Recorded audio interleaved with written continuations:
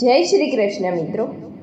આજે આપણે આ વિડીયોમાં શ્રાદ્ધ પક્ષમાં સાંભળવામાં આવતા ગરુડ પુરાણનો અધ્યાય પહેલો સાંભળીશું. મહર્ષિ કશ્યપના પુત્ર પક્ષીરાજ ગરુડ ભગવાન વિષ્ણુનું વાહન છે. એક દિવસ ગરુડે ભગવાન વિષ્ણુને મૃત્યુ પછી પ્રાણોની સ્થિતિ, જીવનની યમલોક યાત્રા, અલગ અલગ કર્મોની પ્રાપ્ત થવાવાળા નરકો, યોનિઓ અને પાપીઓની દુર્ગતિ સંબંધિત અનેક ગાઢ તેમજ રહસ્યથી ભરપૂર પ્રશ્નો પૂછ્યા. એ સમયે ભગવાન વિષ્ણુએ ગરુડની જિજ્ઞાસા શાંત કરીને એમને જે જ્ઞાનમય ઉપદેશ આપ્યો એ હું અહીં સંભળાવું છું. ગરુડના માધ્યમથી જ ભગવાન વિષ્ણુના શ્રીમુખથી મૃત્યુ ઉપરાંતના ગઢ તેમજ પરમ કલ્યાણકારી વચનો પ્રગટ થયા હતા. આથી આ પુરાણને ગરુડ પુરાણ કહેવામાં આવે છે. આ પુરાણને મુખ્ય ગારુડી વિદ્યા પણ કહેવામાં આવે છે. સનાતન હિન્દુ ધર્મમાં મૃત્યુ પછી ગરુડ પુરાણના શ્રવણનું પ્રાવધાન છે.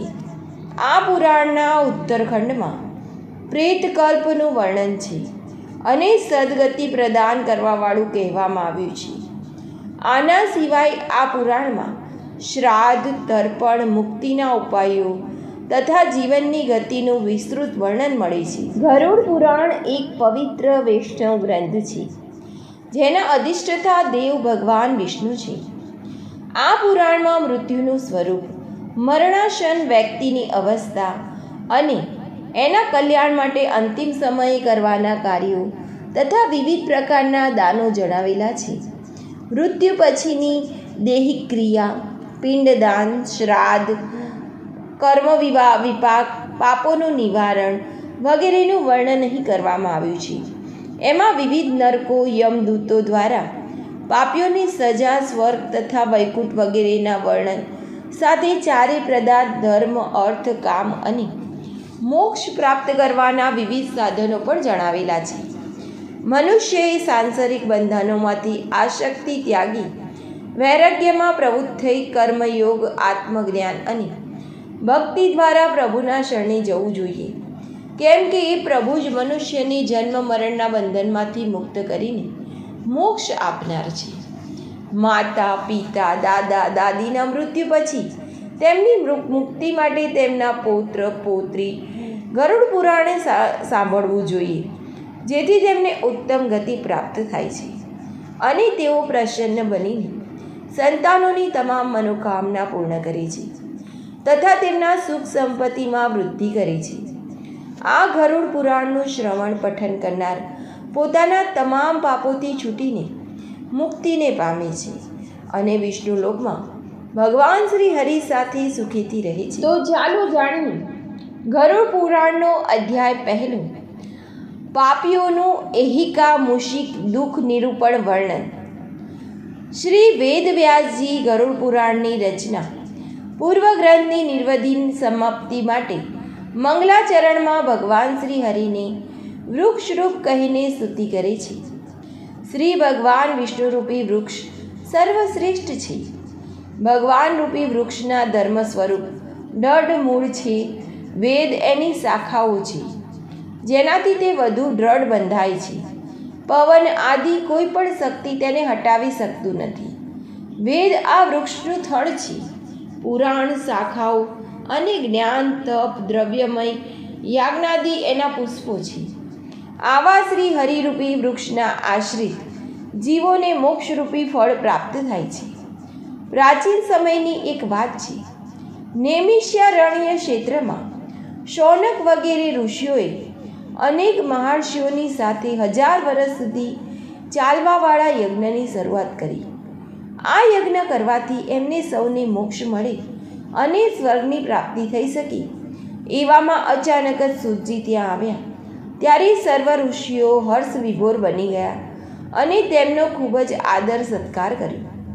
હર્ષિત થવાનું એક વિશેષ કારણ એ પણ હતું કે સૂતજી પૌરાણિક કથાઓ કહેવામાં સિદ્ધહસ્ત હતા અને તેમણે અલગ અલગ રૂપોથી અનુભવ પણ પ્રાપ્ત કર્યો હતો.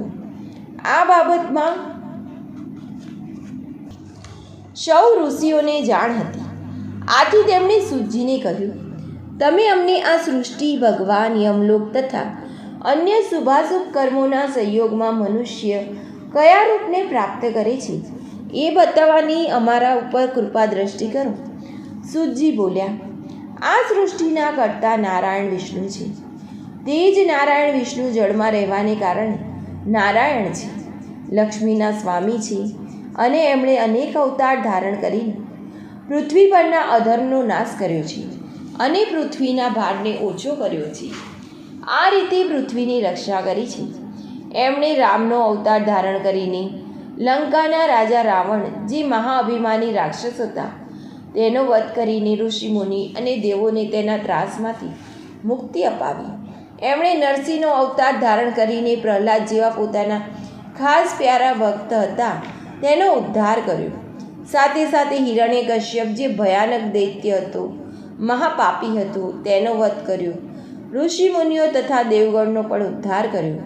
ભગવાનના હાથે દૈત્યનો વધ થવાથી તેને પણ મોક્ષની પ્રાપ્તિ થાય છે.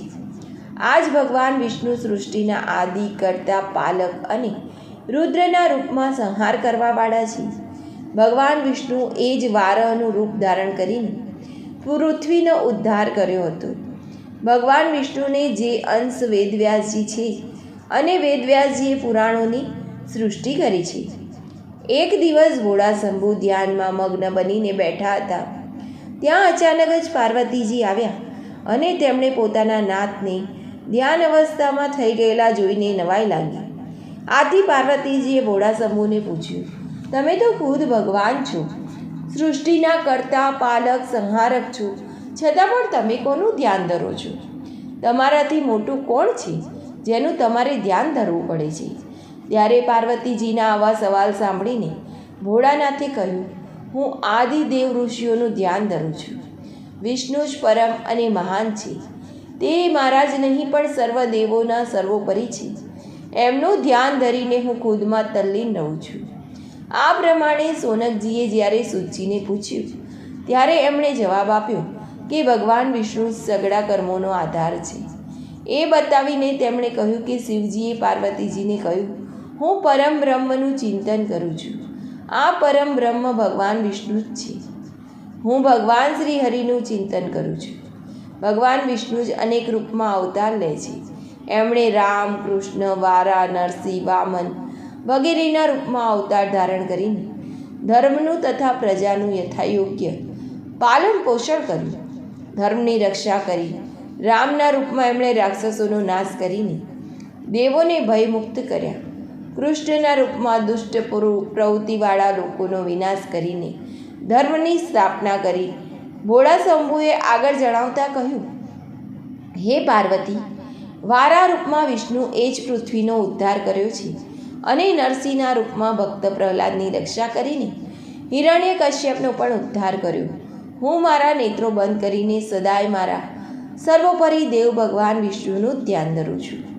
આ રીતે ભગવાન વિષ્ણુનો મહિમા સાંભળીને ઋષિઓની ઉત્કૃષ્ટતા અન્ય વિષયોની જાગૃતિ થઈ ગઈ અને ઋષિઓએ સૂતજીને પૂછ્યું, હે ભગવાન, તમે ભગવાન શ્રી હરિની મહત્વને સ્થાપિત કરીને જે પણ કંઈ કહ્યું તે ભયયુક્ત કરવાવાળું છે, પરંતુ તમે સંસારના દુઃખ અને કષ્ટોને નષ્ટ કરવાવાળા ઉપાયો બતાવો.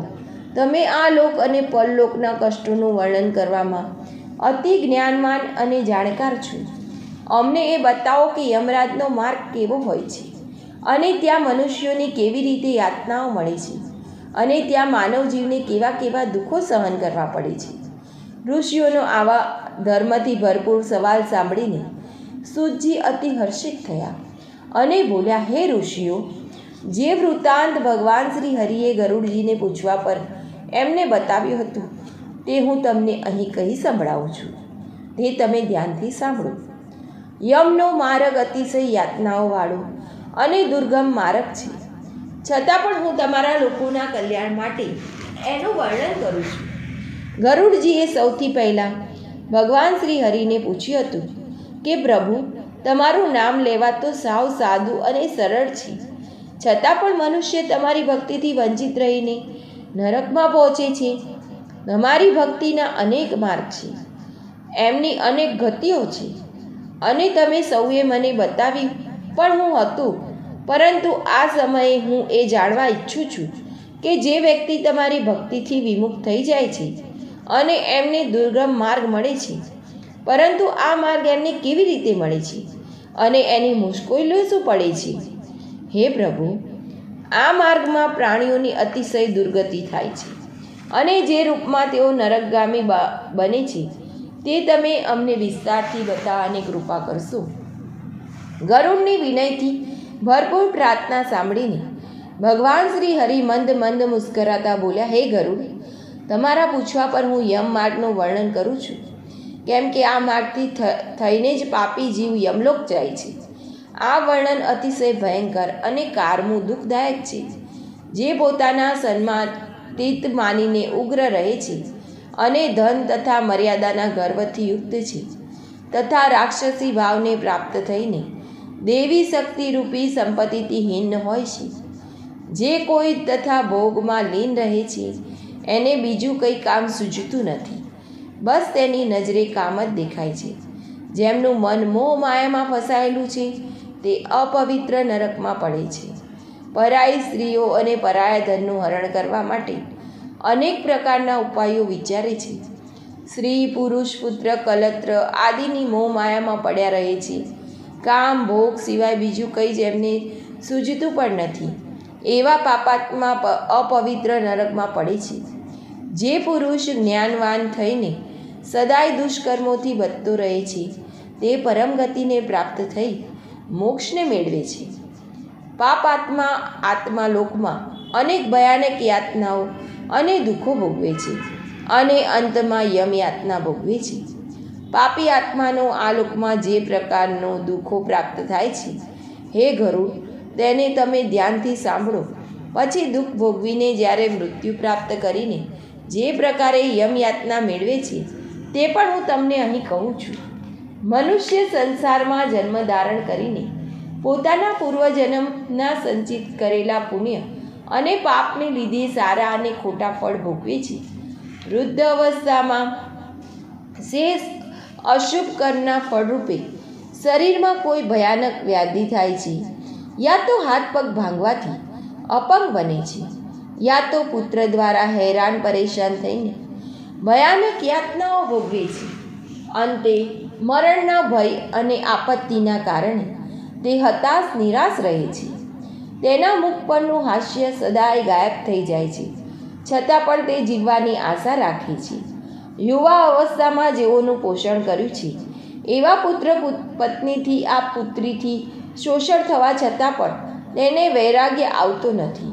ત્યાં જ બળવાન જબરજસ્ત સાપની જેમ કાળ અચાનક જ એના માથે આવીને ડોકાય છે. વૃદ્ધ અવસ્થાના કારણે રૂપ વિનાનો કદરૂપો બનીને ઘરમાં જ મૃતકની જેમ રહે છે. પુત્રો દ્વારા અપમાનજનક રીતે અપાયેલું ભોજન એ કૂતરા સમાન ખાય છે. રોગ, બીમારી અને મંદગીનીના કારણે એનો ખોરાક ઓછો થઈ જાય છે અને હરવા ફરવાની એની શક્તિ પણ ઓછી થવાથી ચેષ્ટા વિનાનો બની જાય છે. વધારે કફથી શ્વાસ નળીઓ રૂંધાઈ જાય છે. શ્વાસ લેવા કે બહાર ધકેલવામાં અડચણ આવે છે. ઉધરસ અને શ્વાસના રોગના કારણે કંઠમાંથી ખરર અવાજ નીકળે છે. શરીરમાં ચેતના હોવાના કારણે ખાટલામાં પડ્યો તે પોતાને મોતની સમીપ પહોંચી ગયો હોય છે. કોઈ બોલાવે તો તે બોલી શકતો નથી. આવી સ્થિતિ હોય છતાં ઘર પરિવારના પાલન પોષણમાં એનો જીવ અટવાય છે. પરિવાર પ્રત્યેના મોહ માયામાં અટવાયેલો તે રડતો રડતો મરણ પામે છે. હે ગરુડ, મૃત્યુના સમયે દેવતાઓની સમાન પ્રાણીની પણ દિવ્ય દ્રષ્ટિ થઈ જાય છે. તે સંસારને પ્રભુમય જુએ છે અને કંઈ પણ બોલવાને અસમર્થ થઈ જાય છે. ઇન્દ્રિયોની વ્યાકુળતાથી ચૈતન્ય પ્રાણી પણ મૂળની સમાન થઈ જાય છે. આ કારણે નજીક આવેલા યમદૂતોના ભયથી પોતાના શાંતિ પલાયનમાન થઈ જાય છે. જ્યારે પ્રાણી વગેરે પાંચેય તત્વો પોતાના શાંતિ ચાલે છે ત્યારે મરણ સમયે પાપીની એક ક્ષણ પણ કલ્પની સમાન વીતે છે. સૌ વીછીના કરડવાથી જે પીડા થાય છે તે આ યાતના વ્યથા શ્વાસોના નીકળતા સમયે થાય છે. યમદૂતોના ભયથી એ જીવના મોંમાંથી લાળ ઝાગ પડવા લાગે છે. આથી પાપીઓના પ્રાણવાયુ ગુંદાના માર્ગમાંથી નીકળે છે.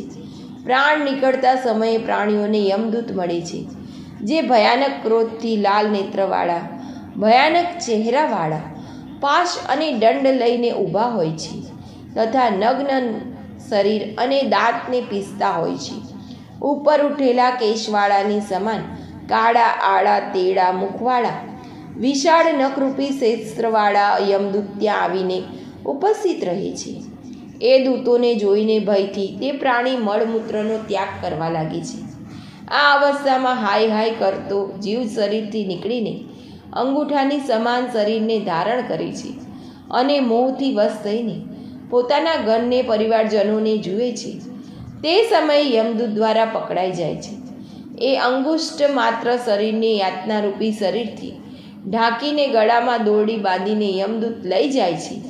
જેમ કોઈ અપરાધી પુરુષને રાજાના સૈનિકો પકડીને લઈ જાય છે અને ગુનો કબૂલ કરવા માટે યાતનાઓ આપે છે, એ જ રીતે આ યમદૂત જીવને લઈ જઈને માર્ગમાં ધમકી આપે છે તથા નરકોના ભયાનક દુઃખોનું વર્ણન વારંવાર કરીને જીવને ભયભીત કરે છે. યમના દૂતો એને ભયાનક રીતે ડરાવીને ધમકાવીને કહે છે, અરે ઓ દુષ્ટ આત્મા, તું ઝડપથી ચાલ. યમના માર્ગો અનેક સંકટો ભર્યા અને ખૂબ જ લાંબા છે.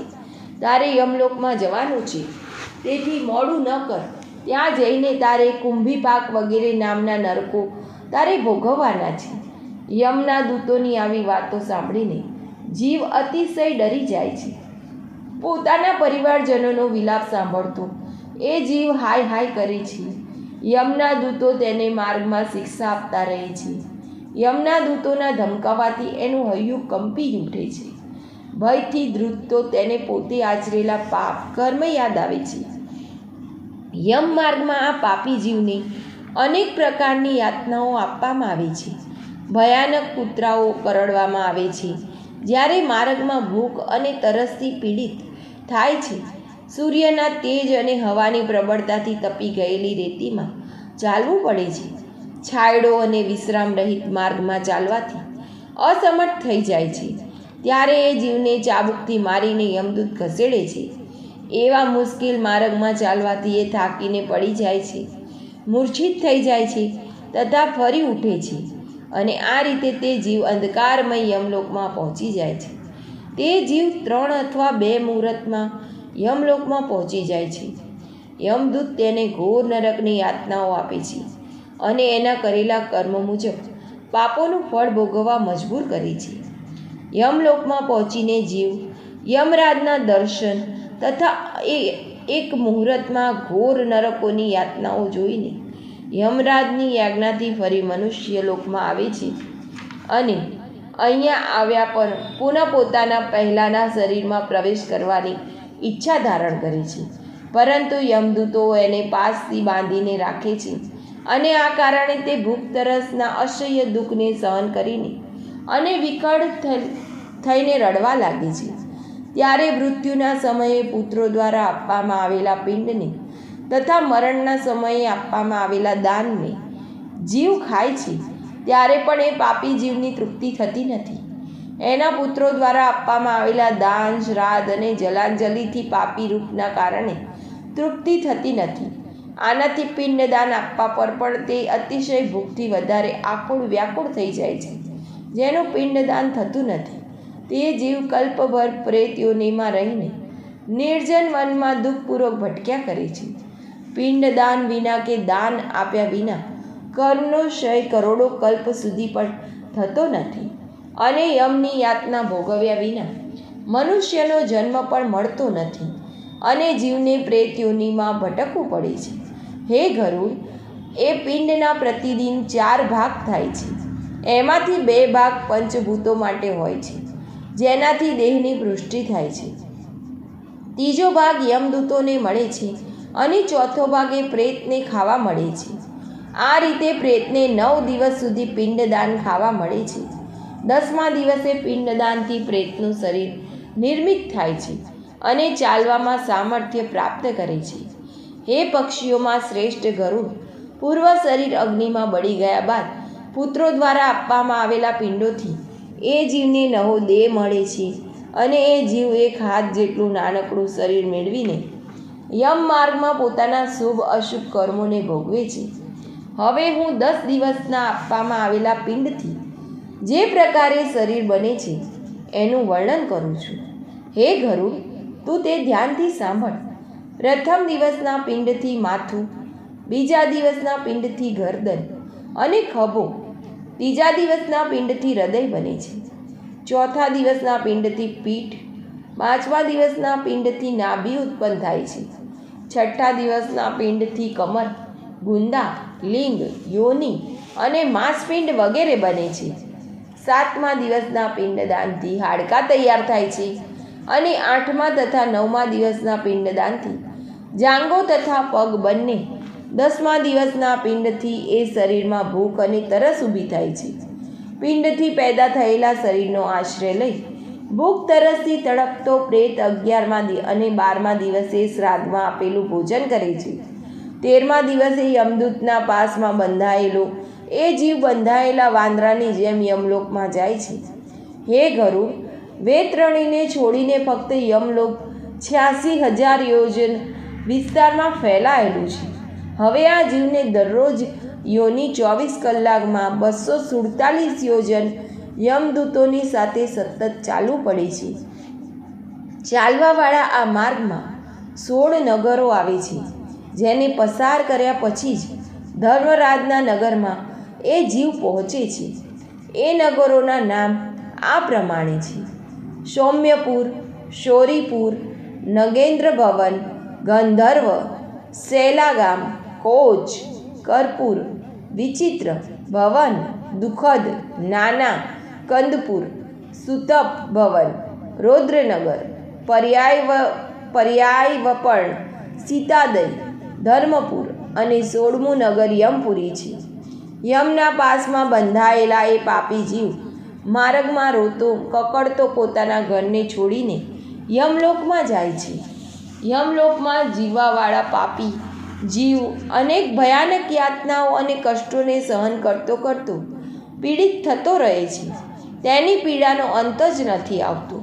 તે પોતાના કર્મોના વિષયમાં ચિંતન કરતો અનેક જાતના ભયાનક દુઃખ તથા પારાવાર કષ્ટો ભોગવે છે.